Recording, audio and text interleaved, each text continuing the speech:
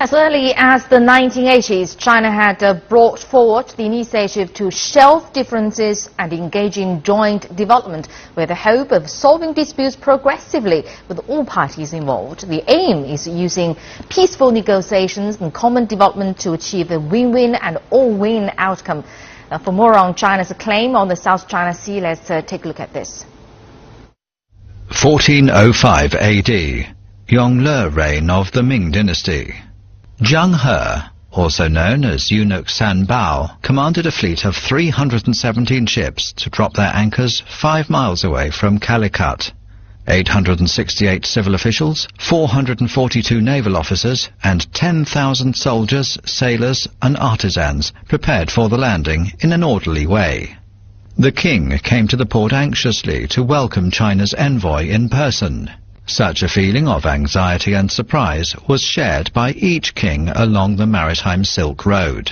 But surprisingly enough, the purpose of this vast fleet is not aggressive expansion, but peaceful cooperation and co-prosperity.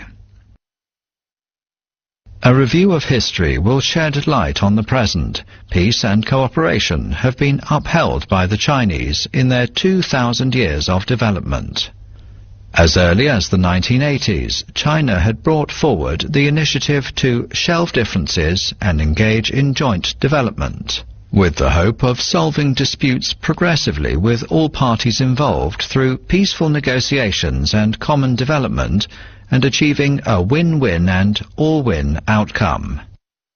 China's positive action is embraced with widespread welcome and response.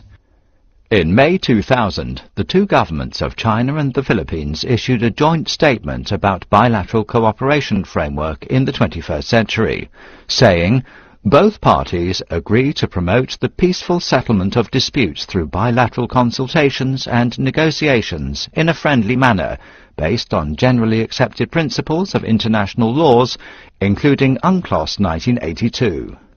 In 2002, China and Asian member states signed the Declaration on the Conduct of Parties in the South China Sea.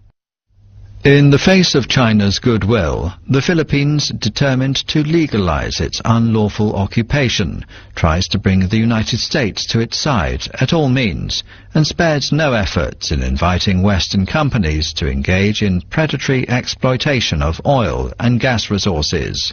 After the 1990s, a multitude of U.S. petroleum and natural gas companies set their foot in the exploitation of petrol and gas in the South China Sea. The U.S. have been constantly adjusting its policies, strengthening its defense cooperation with the Philippines, and